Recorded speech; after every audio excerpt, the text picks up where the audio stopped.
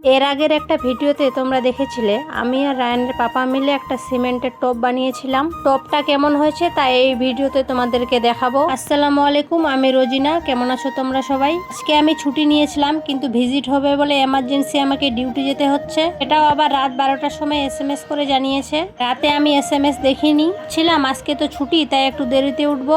সকাল 8টার দিকে মেসেজ দেখে আমার মাথায় হাত, ঝটপট করে স্নান খাওয়া সেরে শাড়িটা পরে নিলাম। আজ 12ই রাবিউল আউয়াল, বিশ্বনবীর জন্মদিন। সেই উপলক্ষে যে র্যালিটা বেরিয়েছিল সেটা এখন আমিনপুর স্ট্যান্ডে ঢুকছে। প্রত্যেকবারের মতো এবারও এখানে একটা সভা হবে। এই স্ট্যান্ডে প্রচুর ভিড়ের কারণে অনেকক্ষণ টোটোতেই বসেছিলাম, টোটো এগোচ্ছিল না। এদিকে আমার দেরিও হয়ে যাচ্ছে যেতে।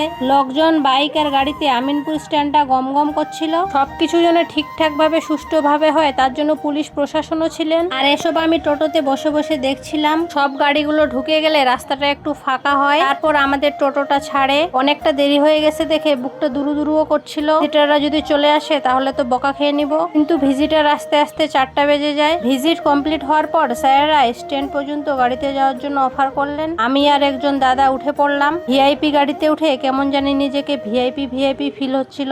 বাড়িতে ঢুকে ফ্রেশ হয়ে খেয়ে নিলাম, তারপর রায়ানকে খাইয়ে দিলাম। আরে মা, এ কি? রায়ানের পাপা ধৈর্য ধরিনি, কয়েকদিন থেকে বলছে টপটা বের করবে। আমি সময় পাচ্ছিলাম না তাই ও নিজে নিজে বের করে নিয়েছে। বের করার ভিডিওটা তোমাদের দেখাতে পারলাম না, তার জন্য দুঃখিত। যাই হোক, টপটা কেমন হয়েছে কমেন্ট করে জানাবে। সবাই ভালো থেকো, সুস্থ থেকো। আল্লাহ হাফেজ।